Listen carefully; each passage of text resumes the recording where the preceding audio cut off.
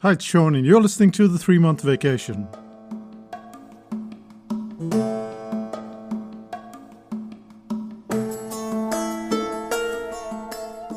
I hate house hunting.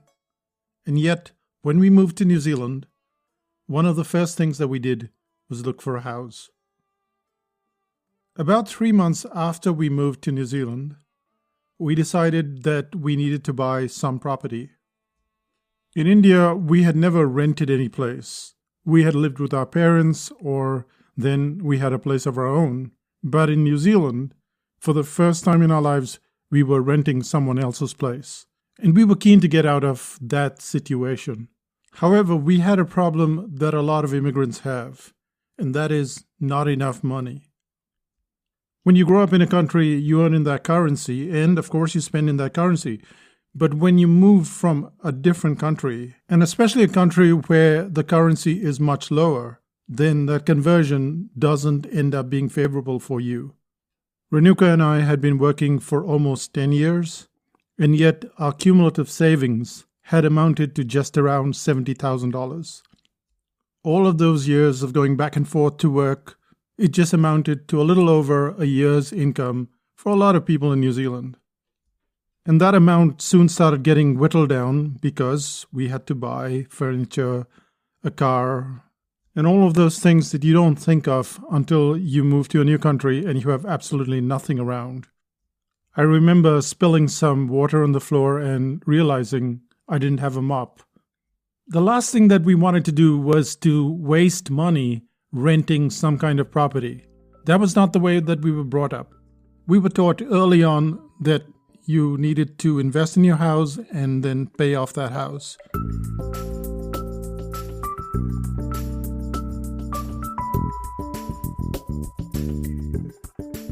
The cool thing was that in India you lived in a tiny flat with an almost invisible balcony. But here in New Zealand, there were all of these houses with gardens, and it cost around $150,000. I'd just got a job as a web designer, and based on that meager income, the bank was willing to give us a loan of that amount. And then we started on the thing that I hated the most, which was house hunting. We'd go from one house to another every weekend with this real estate agent who drove us around. Funnily, it didn't take us very long to find some houses that we liked and within our budget because we were looking for these houses in our neighborhood.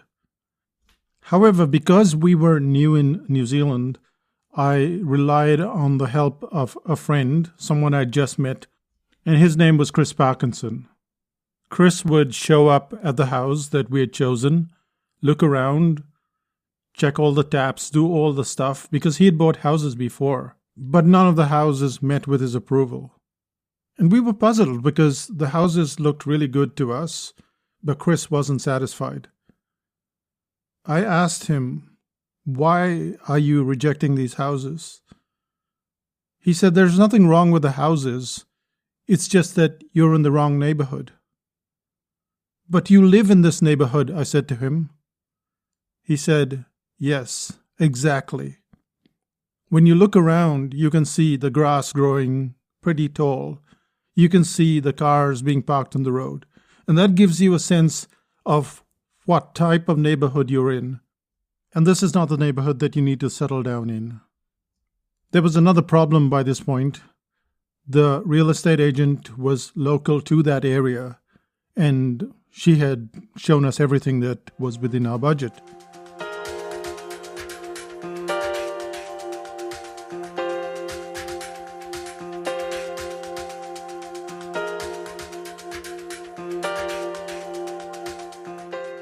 When we switched real estate agents, the new agent took us around to some of the houses that she had on her dossier, but they weren't to our liking. Then one day, for no reason, she decided that she was going to drive about 25 minutes away. So we went over the hill, down, then across the motorway, and we landed at this house. "This is the house that you will like the most," she said to us. We walked in. Everything was perfect. All the taps were glistening. Everything had been redone and refinished. It was just the house that we were looking for. except it was about 50% over our budget.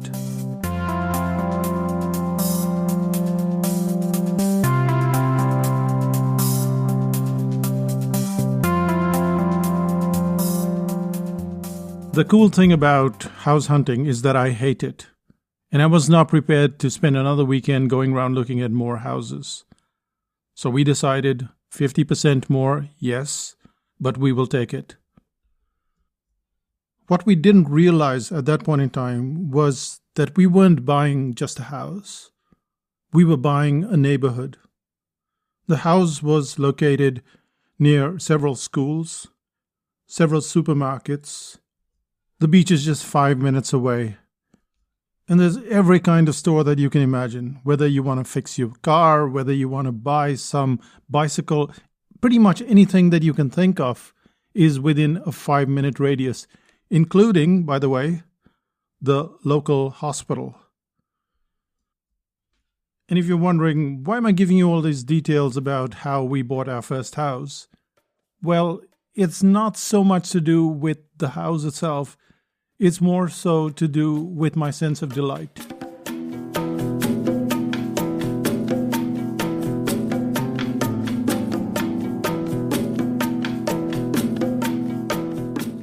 Earlier this week, I had been listening to a podcast and they talked about a professor and how he decided to write down what delighted him.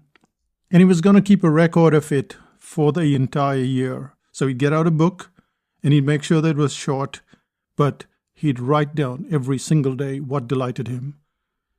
And as my mother-in-law went to the hospital last week because of a fall, I realized how lucky we were because we're just 5 minutes away from the hospital and we can visit her and we could stay as long as we want. We don't have to fight traffic. And the only reason I came to this conclusion was because of that podcast. I had been listening to it and I decided I'm going to write down what delights me every single day as well. And when you start looking for delights, it's so cool because everything in the news is the opposite of that. Everything in the news has always been the opposite of it, whether you go 100 years ago, 200 years ago, 500 years ago. There's always misery in the news. And yet delight is completely the opposite of all the news that you've ever read or will ever read. For instance, I was driving in the car. I'd just been to the supermarket and I knew I'd forgotten something. And I'm trying to remember, what did I forget? And I thought, oh yeah, coconut. 2 seconds later, on the podcast that I was listening to, they said coconut. And that was a sense of delight. And so I started making a list. Washing dishes may do nothing for you, but I love it. I love the hot water running through my fingers, and I can wash an endless mountain of dishes. Not that we have a mountain of dishes, but I could wash a mountain of dishes just because of hot water.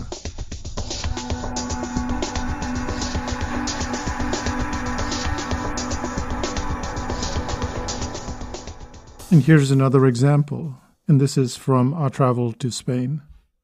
When we were in Granada, Spain recently, I had a dessert that had almonds and honey. When serving it, the almonds, and these are crushed almonds, they are at the bottom of the glass, and it has honey there. And then there's yogurt, and then at the top, there are almonds and honey. And it brought me so much delight that we wouldn't eat at the restaurant, but I'd go there just for the almonds and the honey and the yogurt. And we've all grown up knowing that laughter is the best medicine, but we never explored delight. And Robert A. Emmons, a psychologist, led a study about 20 years ago, and they looked at this concept of delight, of gratitude. Just writing down these moments of delight reduces anxiety. It helps with depression. And it definitely brings down stress to a great extent. Suddenly, you are looking forward to writing down what's delightful. And little things make a big difference when you're writing about delight.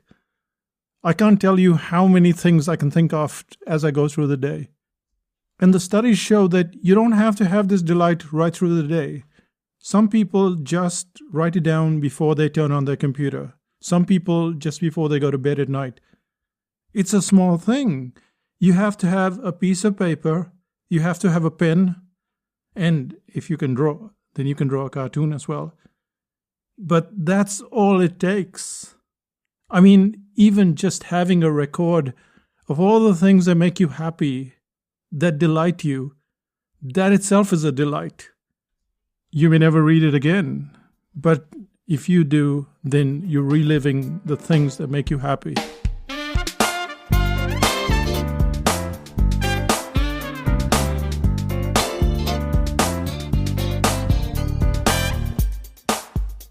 So yes, this is a short podcast, but it's probably a very important one. You know people who are very stressed out, and you probably are as well. And this sounds bizarre. I mean, why should a piece of paper and a pen make so much of a difference? Can't you just hold it in your head? Can't you just put it on your computer somewhere, maybe in Evernote or something like that? No, that's not what's recommended. Somehow that piece of paper and that pen makes a difference to your life. So that's the one thing that you can do today. You can open a book, maybe an old book, or just keep a notepad and then write one little thing that delights you. Maybe it'll take just a few minutes, or maybe a few seconds, or maybe you'll decide you want to write a paragraph or two. But do it for a week. Do it for a couple of weeks and see how you look forward to all of that. Just writing things down every day and how it dramatically changes your life, because it will change your life. Renuka does it as well, and so do I every day. And you have to have that piece of paper in front of your desk or wherever you're going to sit down. Otherwise, it's not going to happen. You're not going to suddenly remember, oh, wait, I have to do this. There has to be some point where you can just sit down and do it.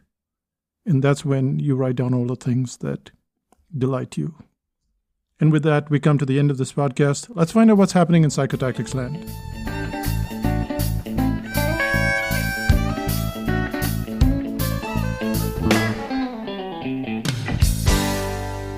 One of the things that really delight me is making this podcast.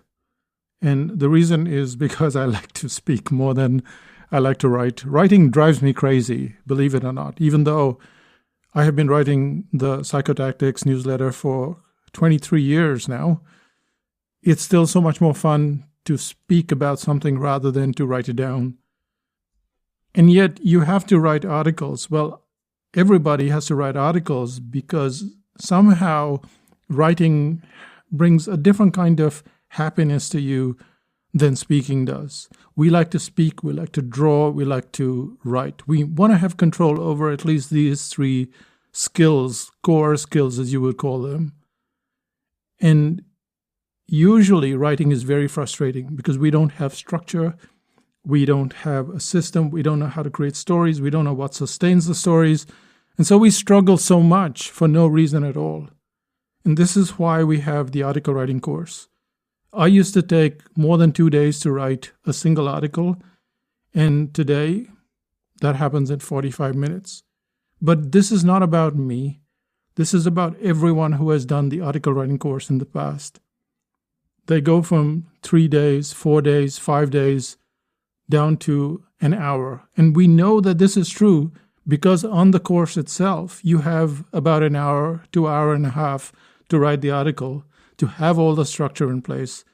And this is what you get trained in as you go through the course. That article writing course starts in September, but we open up the seats in August, and you have to be on the waiting list for that. So have a look at psychotactics.com/article writing, and you will get all the details there. And I'll say bye for now. Bye-bye.